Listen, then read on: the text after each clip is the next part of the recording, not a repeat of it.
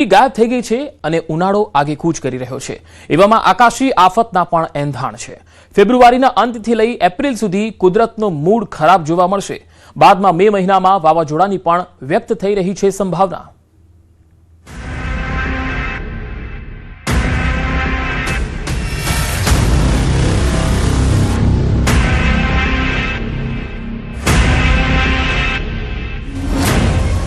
एक साथे 3 western disturbance लावशे आफत। तारीख 18 आसपास बंगाल उपसागर में लो प्रेशर बनशे अने तारीख 24 आसपास आ low pressure well mark low pressure में तबदीली थवानी शक्यता रहेशे, जेना कारणे आ लो प्रेशरना लीधे तेनी असर छेक जो 25 वृक्षों को मर्ज थाय तो छेक मैदानी भागों सुधीमां पण तेनी असर थवानी शक्यता रहेशे। फेब्रुआरीना अंतमां वातावरणमां पलटो। 25 वृक्षोप जे छे फेब्रुआरीना अंतमां हवामानमां मोटो पलटो आवशे। मार्चनी एप्रिल मासमां पण हवामानमां पलटो आवવાની शक्यता था। क्यांक करा पड़वा के कमोसमी वरसाद थवानी शक्यता रहेशे। देश सहित गुजरातना हवामानमां सतत पलटो आवी रह्यो छे। एक पछी एक आवी रहेला वेस्टर्न डिस्टर्बन्सनी असर गुजरातमां पण जोवा मळी रही छे, जेना कारणे गुजरातमांथी जाणे ठंडी गायब ज थई गई होय तेवुं लागी रह्युं छे। वातावरणमां आवेला पलटाना कारणे रात्रिना समये ठंडी अने दिवसे गरमीनो अनुभव थई रह्यो छे। आ वच्चे अंबालाल पटेलनी चौंकावनारी आगाही आवी। 15, 16, 17 फेब्रुआरी दरमियान मध्यम कक्षानो वेस्टर्न डिस्टर्बन्स आवी शके छे। हम छतां कंईक थोड़ा नबळा 25 वृक्षो अने क्यारेक मध्यम कक्षाना 25 वृक्षो आवी रह्या छे। पाछी देशना उत्तरीय पर्वतीय प्रदेशोमां बरफ पड़वो के हिमवर्षा थवानी शक्यता रहेशे अने टोचना भागमां हिमचादर थवानी पण शक्यता रहेशे। त्यारबाद लगभग तारीख 12-13 आसपास गुजरातमां क्यांक क्यांक वादळो पण थवा छे अने तारीख 17મી फेब्रुआरी 18મી फेब्रुआरीमां एक बीजो लगभग मध्यम कक्षानो 25 विक्षोभ आवी रह्यो छे, जेनी असर राजस्थानना भागोमां, पाकिस्तानना एडजोइंग गुजरातना भागोमां अने मैदानी भागोमां थवानी शक्यता रहेशे। वादळवाळुं आवવાની शक्यता रहेशे। हमણાં तो 25 विक्षोभ आवे पहेला पवननुं जोर रहेવાની शक्यता रहेशे। मार्च एप्रिल में मावठानी घात। हाल में पहलू वेस्टर्न डिस्टर्बन्स एक्टिव थयुं छे। आगामी 13 फेब्रुआरी रोज बीजू और 16-17 फेब्रुआरीए त्रीजू वेस्टर्न डिस्टर्बन्स आवी शके छे। फेब्रुआरीना अंतथी ज वातावरणमां फेरफारनी संभावनाओ व्यक्त कराई रही छे। मार्च और एप्रिल में पण मावठाना घातनी अंबालालनी आगाही छे, केम के बंगाळनी खाड़ी में 18 फेब्रुआरी आसपास लो प्रेशर बनवा जई रह्युं छे, जे 24 फेब्रुआरी सुधीमां वेलमार्क लो प्रेशर में फेरवाशे, जेनी सीधी असर दक्षिण गुजरातना विस्तारोमां थई शके छे अने અહીં કેટલાય વિસ્તારોમાં છૂટો છવાયો વરસાદ થઈ શકે છે। 25 विक्षोभ जे छे फेब्रुआरीना अंतमां हवामानमां मोटो पलटो आवशे। मार्चनी एप्रिल मासमां पण हवामानमां पलटो आवવાની शक्यता था। क्यांक करा पड़वा के कमोसमी वरसाद थवानी शक्यता रहेशे। एटले अन्य बाबतो जोईए तो लगभग तारीख 18 आसपास बंगाल उपसागर में लो प्रेशर बनशे अने तारीख 24 आसपास आ low pressure well mark low pressure में तबदीली थवानी शक्यता रहेशे, जेना कारणे आ लो प्रेशरना लीधे तेनी असर छेक जो 25 वृक्षों को मर्ज थाय तो छेक मैदानी भागों सुधीमां पण तेनी असर थवानी शक्यता रहेशे। ज्यारे ते 25 विक्षोभना कारणे अने दक्षिण भारत में थता भारे वरसादना कारणे तेनी असर दक्षिण गुजरातना भागों पर थवानी शक्यता रहेशे। क्यांक क्यांक वरसाद के छांटाछूटी थवानी शक्यता रहेशे, जेम के भरूच, नवसारी, सूरत, आह्वा, डांग, वलसाडना भागों में पण क्यांक वरसाद थवानी शक्यता रहेशे। वरसादनुं प्रमाण ओछुं हशे। हाल गुजरात में उत्तर पूर्व थी पश्चिमना पवनो फूंकाई रह्या छे, जेना कारणे आगामी 7 दिवस वातावरण शुष्क रहेशे। जो कि आवतीकालथी वेस्टर्न डिस्टर्बन्स सक्रिय थशे, जेना कारणे राज्यना કેટલાય વિસ્તારોમાં વાદળછાયું વાતાવરણ રહેવાની સંભાવના છે। તાપમાનમાં 1 થી 2 ડિગ્રીનો ફેરફાર થવાની સંભાવના છે।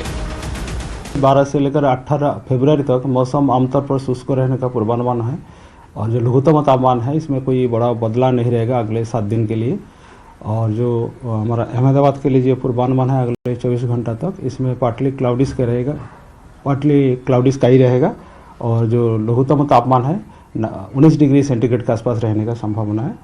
और जो तटीय क्षेत्र है हमारा गुजरात की जो उत्तर और दक्षिण जो तटीय क्षेत्र है of and along Gujarat coast, इसमें पवन का जो दिशा रहेगा उत्तर से उत्तर पूर्व दिशा से पवन चलने का स्थिति है रहेगा और जो स्पीड रहेगा 15 से 20 नॉट। सबसे कम तापमान रिकॉर्ड हुआ है आज जो हुआ है वो केशोद में 14 डिग्री सेंटीग्रेड, जो सामान्य से 0.1 डिग्री सेंटीग्रेड नीचे है। કેમ શિયાળો આ વર્ષે જામ્યો નહીં? માર્ચની શરૂઆતથી જ ગરમી પડશે. ચાલુ વર્ષે શિયાળામાં કોલ્ડ વેવ આવી જ નથી. લાનીનામાંથી પસાર થઈ રહ્યા છીએ તો બહુ સારો શિયાળો જોવા મળશે. ઠંડી ફેબ્રુઆરી સુધી અનુભવાશે, પરંતુ ઠંડી પડવી જોઈએ એટલી માત્રામાં પડી નથી. તેનું કારણ પવનોની અંદર વિક્ષેપ પડ્યો હોવાનું અમદાવાદના કેકા શાસ્ત્રી કોલેજના પ્રોફેસર, ડોક્ટર અને હવામાન નિષ્ણાત ચિરાગ શાહનું માનવું છે. ચિરાગ શાહનું માનવું છે કે ફેબ્રુઆરીના અંતમાં ઠંડી વિદાય લેશે. માર્ચ મહિનાની શરૂઆતથી જ ગરમીનો અહેસાસ શરૂ થઈ જશે. ધીમે ધીમે તાપમાન વધતું જશે. કહેવાય છે કે ઠંડી વધુ પડે તો ઉનાળામાં થોડી રાહત રહે, પરંતુ આ વખતે ગુજરાતમાં કોલ્ડ વેવ આવી જ નથી, પરંતુ ઉનાળામાં હીટ વેવ આવશે. 22-23 ફેબ્રુઆરી સુધી આપણને આ જે અત્યારનું જે ટેમ્પરેચર છે, એટલે લગભગ રાત્રિનું આપણે ટેમ્પરેચર કહીએ 18-19, આપણને 22-23 ફેબ્રુઆરી સુધી જોવા મળે. લગભગ એવું કહી શકાય કે માર્ચના ફર્સ્ટ વીકમાં જ આપણે ઠંડીને મતલબ ઠંડી કમ્પ્લીટલી ગુજરાતમાંથી જતી રહેશે અને ઉનાળાની ધીમે ધીમે શરૂઆત થશે. એટલે કે 31 છે, 34 છે, 37 છે અને પછી લગભગ એપ્રિલના ફર્સ્ટ વીક સુધી, એટલે માર્ચ એન્ડ અને એપ્રિલના ફર્સ્ટ વીકની અંદર આપણે ઉનાળાની શરૂઆત જોવા મળશે. મે મહિનામાં વાવાઝોડું આવવાનું નક્કી. ક્લાઇમેટ ચેન્જની અસરને કારણે હવામાન નિષ્ણાત ચિરાગ શાહ છાતી ઠોકીને કહી રહ્યા છે કે આ વર્ષ મે મહિનાના અંતિમ 15 દિવસમાં અરબી સમુદ્રમાં 1-2 નાના મોટા વાવાઝોડા બનવાની પૂરી સંભાવના છે. ઉપરાંત ઉનાળામાં આકરી ગરમીનો તો અહેસાસ થશે જ, સાથે વાતાવરણમાં પણ અવારનવાર પલટા આવ્યા કરશે. પણ આ વખતે કોલ્ડ વેવ નથી જોયું, ઠંડીનું ટેમ્પરેચર આપણને નથી જોવા મળ્યું, એટલે આ વખતે હીટ વેવ તો ડેફિનેટલી આવવાનો છે.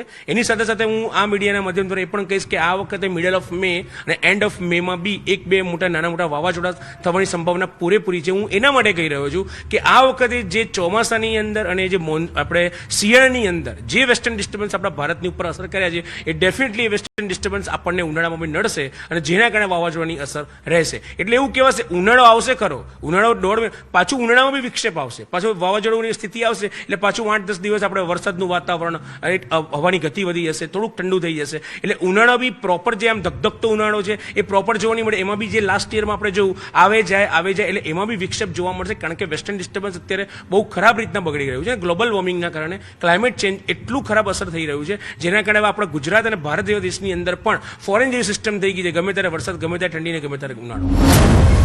છેલ્લા કેટલાય દિવસોથી રાજ્યના વાતાવરણમાં આવેલા સતત પલટાને કારણે જનજીવન પ્રભાવિત થયું છે. ક્યારેક કડકડતી ઠંડી તો ક્યારેક બપોરે ગરમી અનુભવાઈ રહી છે. મિક્સ સિઝન હવે લોકોના આરોગ્ય માટે જોખમી સાબિત થઈ રહી છે. ક્લાઇમેટ ચેન્જના કારણે આગામી દિવસોમાં પણ વાતાવરણમાં આવા જ અણધાર્યા ફેરફારોની આગાહી થઈ રહી છે. બદલાતા વાતાવરણનો સૌથી વધુ ભોગ જો કોઈ બનતું હોય તો તે છે ખેડૂતો. દરેક સિઝનમાં ખેડૂતો સાથે કુદરત ક્રૂર રમત રમી રહી છે. શિયાળો આ વખતે જામ્યો અને વાતાવરણમાં પલટા આવે, જેના કારણે જામનગરમાં તમે જુઓ તો જીરું પકવતા ખેડૂતો પાયમાલ થવાના આરે છે.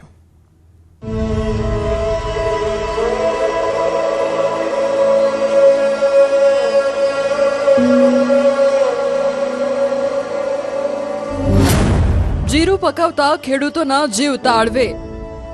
જ્યારે પરિસ્થિતિ એવી છે કે આમાં જીરું બચે એવું લાગતું નથી, છતાંય હવે છેલ્લે સુધીમાં કેટલું બચે અને કેટલું અમારા હાથમાં આવે એ કાંઈ અત્યારથી કહી શકાય એમ નથી. અન્નદાતા પર ફરી પડ્યો મોસમનો માર. કાળીઓ અને સુકારોએ કર્યા પાયમાલ. સુકારો અને કાળીઓ બે રોગ એવા ભયંકર આવે, જીરું આતું જ નથી ને 80% જીરું બગડી ગયું છે. જુઓ સૂકાભટ છે ખેતરો, ખેતરમાં પડી ગઈ છે તિરાડો, મુરઝાઈ ગયો છે પાક, પીળો પડવા લાગ્યો છે પાક, ફસાઈ ગયા છે અન્નદાતા, ખેડૂતોના ચહેરા થઈ ગયા છે લાલ. જામનગરના જોડિયા પંથકના અન્નદાતાની મુશ્કેલી, વેદના વ્યક્ત કરવા માટે આ દ્રશ્યો પૂરતા છે. જામનગરના જોડિયા પંથકના ખેડૂતોની કમનસીબી કહો કે ભાગ્યએ ન આપેલો સાથ. આ વિસ્તારમાં મોટી સંખ્યામાં ખેડૂતોએ સારું ઉત્પાદન અને સારા ભાવ મળશે તેવી આશાએ જીરાનું મબલક વાવેતર કર્યું હતું, પરંતુ ડિસેમ્બર અને જાન્યુઆરીના પ્રારંભિક જોઈએ તેટલી ઠંડી અને ઝાકળ નહીં આવતા જીરુનો પાક સાફ થઈ ગયો.